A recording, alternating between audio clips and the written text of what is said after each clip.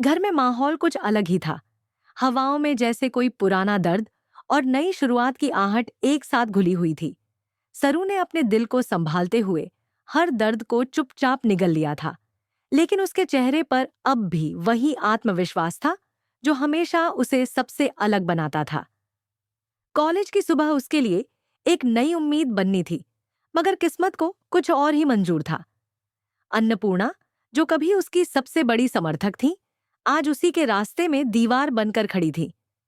अनिका, जो कभी उसकी सहेली हुआ करती थी, अब हर बार सरू की राहों में कांटे बिछा रही थी।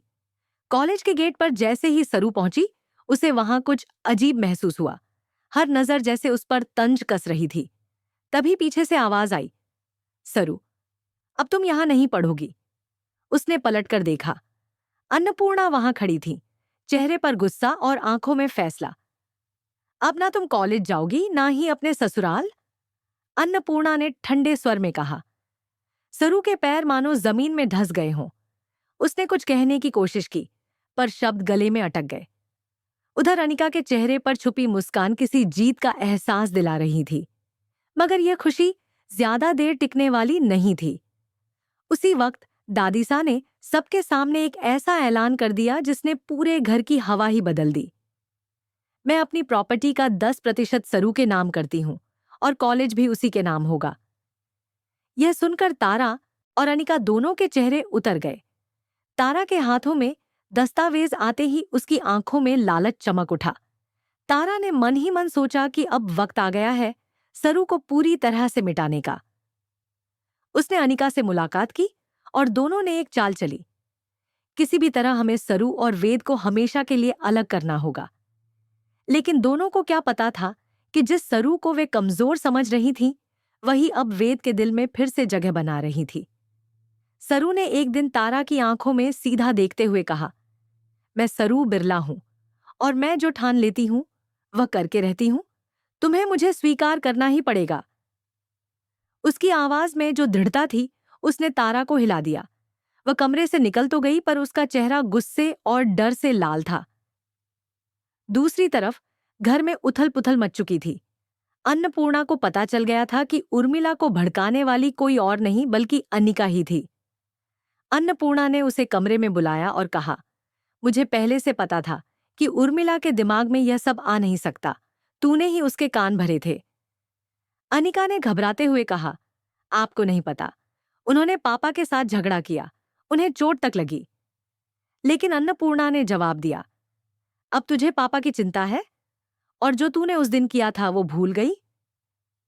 अनिका का चेहरा उतर गया। पहली बार उसने महसूस किया कि उसकी चालें अब उल्टी पड़ रही हैं। अन्नपूर्णा ने साफ शब्दों में चेतावनी दी, अगर तूने सरू की जिंदगी बर्बाद करने की कोशिश की तो मैं तुझे छोड़ूंगी नहीं। घर की दीवारों में अब सरू का नाम गूंजने लगा था। हर कोई जानता था कि सरू की किस्मत अब पलटने वाली है, लेकिन तारा और अनिका जैसी औरतें इतनी आसानी से हार मानने वाली नहीं थीं। दोनों ने मिलकर नया खेल शुरू कर दिया, एक ऐसा खेल जिसमें साजिशें, झूठ और डर एक साथ नाच रहे थे। सरू, जो अब तक सब कुछ सहती आई थी, उसने ठान लिया कि अब वह किसी की मोहताज नहीं रहेगी। उसने कॉलेज के कागजात अपने हाथों में लेकर दादीसा को प्रणाम किया। दादीसा ने आशीर्वाद देते हुए कहा, बिटिया, तेरा वक्त आ गया है। जो तेरे हिस्से का था वो तुझे मिलकर रहेगा। तारा दूर से यह सब देख रही थी। उसकी आंखों में असफलता की झलक थी। अनिका के पास जाकर उसने कहा, अब हमें कोई बड़ा कदम उठाना होगा। दोनों की निगाहें सरू पर टिक गईं, जो अपनी हिम्मत और सच्चाई के साथ आगे बढ़ रही थी। कहानी अब उस मोड़ पर पहुंच गई थी जहां हर मुस्कान के पीछे कोई राज छिपा था और हर सन्नाटा एक तूफान का संकेत दे रहा था। दादीसा के फैसले ने पूरे घर की नींव हिला दी थी। सरू को जब से कॉलेज और प्रॉपर्टी की जिम्मेदारी सौंपी गई, तब से तारा और अनिका के बीच बेचैनी और बढ़ गई। दोनों को लगने लगा कि सरू अब सिर्फ इस घर की बहू नहीं, बल्कि उसका भविष्य बन चुकी है। तारा ने अपने कमरे में जाकर शीशे के सामने खुद से कहा, अगर सरू यहां टिकी रही तो मेरा अस्तित्व खत्म हो जाएगा। उस रात तारा ने अनिका को बुलाया। कमरे की रोशनी मंद थी और बाहर बारिश हो रही थी। तारा ने कहा, अब वक्त आ गया है कि हम सरू को उसकी औकात दिखाएं। अनिका ने सिर हिलाया। पर कैसे? तारा ने धीरे से कहा। वेद को सरू के खिलाफ करना होगा, वही उसका सबसे बड़ा सहारा है। अगले दिन कॉलेज में सरू अपना काम संभाल रही थी, तभी किसी ने उसके नाम से फेक ईमेल भेज दी, जिसमें लिखा था कि सरू ने कॉलेज के फंड का दुरुपयोग किया है। खबर आग की तरह फैली। अन्नपूर्णा को खबर लगी। उन्होंने तुरंत सरू को बुलाया। सरू ने आंखों में आंसू लिए कहा, मैंने कुछ गलत नहीं किया।